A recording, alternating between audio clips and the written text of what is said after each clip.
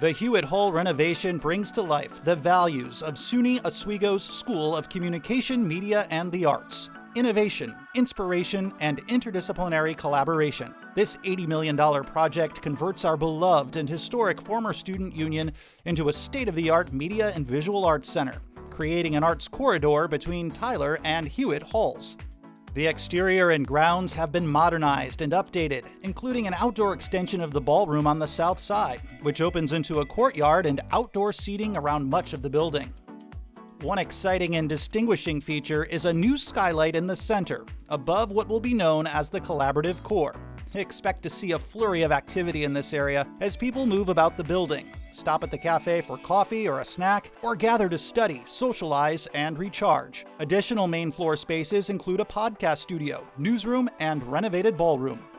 The second floor includes faculty and staff offices, classrooms and team rooms, and sprawling design studios for art and design majors. Additional highlights include a prototyping room and an animation lab shared across SCMA majors. The lower level will meet our students' production needs with broadcasting studios, audio mixing and recording spaces, a small sound stage, a virtual reality suite, editing labs, a white box gallery, and a film and video screening room.